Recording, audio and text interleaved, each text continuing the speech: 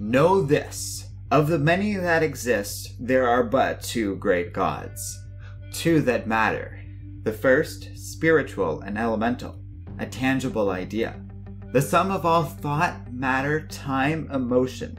All myth, infinite. Unknowable save by love itself. When we ask why, she is the answer, but her motives are unknown. We can only barely perceive that she is all things. She weeps for us, shepherding us through the violent birth that is material existence. Then, there is the other god, the psychopath. Skin, text, soil, cold calculus. He governs the earth as its creator and master. Tethered to our flesh, we cannot escape him. We name him evil, but he is no fallen angel. He is the Father himself, above us all and between us, dividing. I, Khonshu, am but a servant of that former, greater, more elusive power. But my father, Ra, he would dominate her.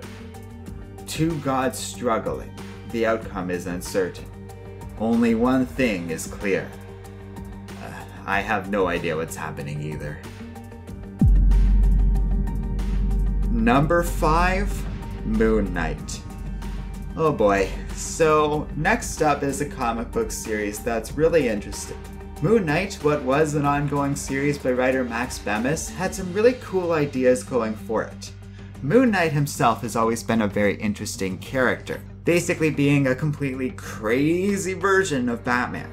And while I have very mixed feelings about how this character is used to depict mental health in general, and dissociative identity disorder itself, which is a very controversial disease that's a very hot-button issue in psychology, I tend to give Moon Knight a bit of a pass because, well, he's a superhero character and he's always kind of been depicted as this weird, lofty thing. The idea of him being this special condition created as an onset to his mystical exposure to Khonshu works because it makes everything about this character fictional, and I don't have to worry about the real-world psychological implications of something like this. Moon Knight has been a pretty cool character and one that I do like historically, especially when he's just being fun, like when Bendis used to have him running around hunting werewolves. That stuff was great. Or the more mind-bending takes on the character, best pioneered with the stuff from Warren Ellis using this character not too long ago. In fact, that's what I thought of most when reading this Max Bemis series in 2018.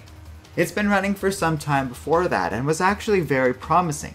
In fact, that's the most frustrating aspect of this series. This run really plays up on that Ellis angle of Moon Knight, really getting surreal and in Moon Knight's head, while also dealing with these big and larger-than-life themes. When it's dealing with that stuff, such as the stuff I was talking about in the recap at the beginning of this video, that's really interesting and there's a lot of cool potential here in this series.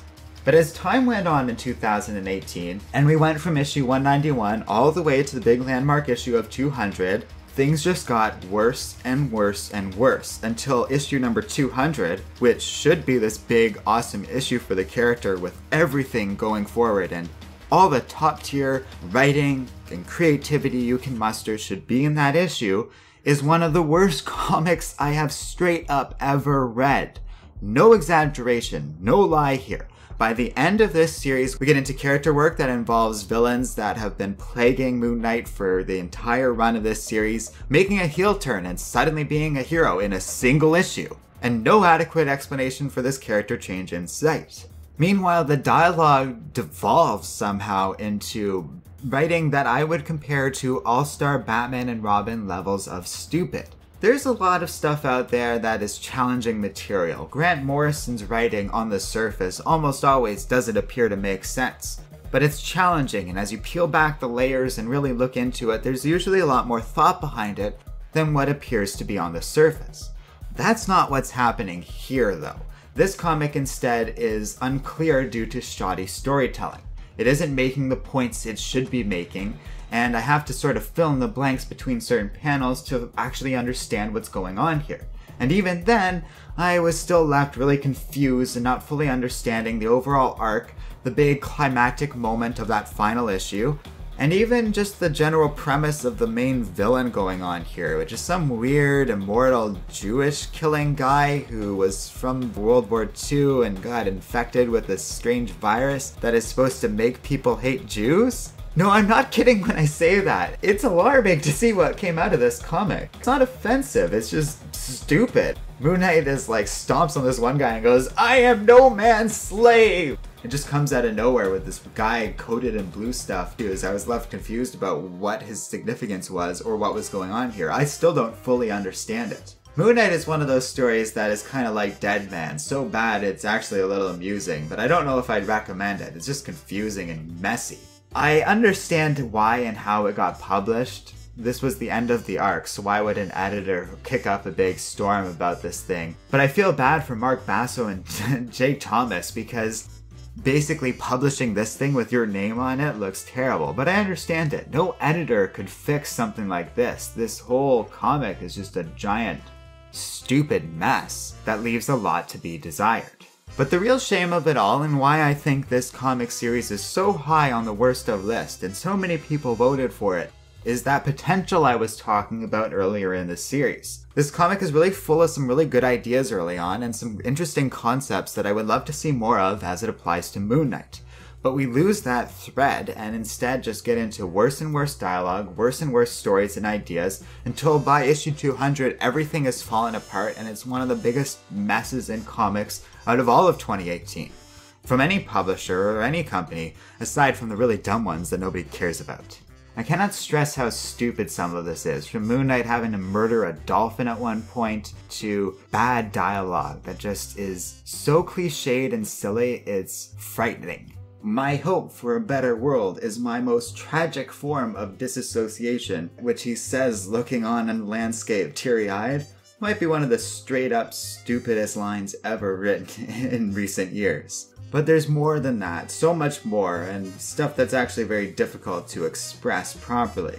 I could spend hours on the last issue alone and how messy and insane it is. That villain that randomly just turns heel is all of a sudden super observant and knows that Moon Knight has to go see his family, and they go and visit before the last battle, even though nothing we've seen about this guy is that understanding or sympathetic. And they still don't know what to do with the character, basically keeping him at gunpoint with his own thugs that Moon Knight had also somehow converted, but somehow trusts more than this sun god guy. The whole thing makes no sense. And there isn't much else to say or add to any of this other than it's a rotten, awful comic. And it's truly sad that not only did the series fail to pull off a satisfactory ending to a run, featuring some pretty cool art by the way from Ty Templeton and Paul Davidson, as well as a bunch of others involved here and there. But not only that, it also means that Moon Knight's issue number 200 will forever be tainted by this mess. This big, stupid, bloated amount of nonsense that fails to add properly to the story, or even just to tell a story in a coherent way that people are going to understand. And that's really all I have to say on the matter. I don't really have any other spectacular insights onto this one. I think it's just a series that ran out of steam and couldn't pull all together a decent ending to save its life, and as such it's going to be remembered as one of the worst comics to come out in 2018, and honestly in general this might be one of the all-timers in terms of a bad comic, especially number 200. And for a single issue in particular, it really stands out as one of the worst I've ever read. So let me know what you guys think in the comment section below. Thanks for watching, and those of you that voted for this and all the other series we've talked about so far. And next up is a best of, another TV show that really made an impression with a lot of people and I cannot wait to talk about.